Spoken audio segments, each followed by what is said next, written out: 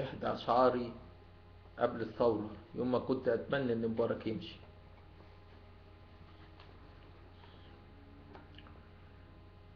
تمنيت تمنيت إن بلدي تعيش في أمان، حلمت تعيش في ديمقراطية وسلام، ويمشي الحاكم ويجي إنسان يغير حياة شعب مصر الغلبان. لكن صحيت على كابوس في صورة أحلام، إن بلدي بتضيع بتتحرق، وفي فرعون واقف في المكان. خلاص يا بلدي اتحرقتي، لكن وين أخو الطار من الريس الخاين الخضار اللي بياخد عزا في الأحرار، اللي مستخبي ورا جدار بينهار. مين يقبل إن بلدي تتسرق؟ مين يقبل إن بلدي تتسرق في عز النهار؟ مين يقبل إن الشرطي يستخبى في الدار؟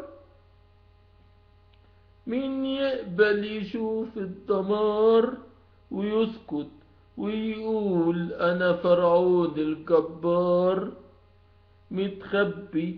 متخبي وراء ستار الاستعمار، وبينسف على أرض بلدي دم شهدائنا الأبرار. وبينسف على أرض بلدي دم شهدائنا الأبرار.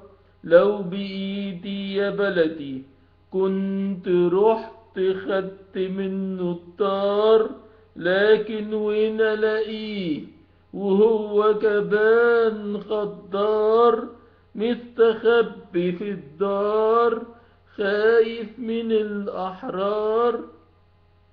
مبارك يا بلدي، مبارك يا بلدي يوم الانتصار، يوم ما يخاطر الجبان من الدار، وتشرق شمس النهار، ونعيد بلدنا تاني بالعمار. ده في وسط الظلمة نور، ده في وسط الظلمة نور، وفي وسط الشر خير. في وسط الظلمة نور وفي وسط الشر خير. شايف شبابنا بيدور حول الشمس زي الطير. شايف شبابنا بيدور حول الشمس زي الطير.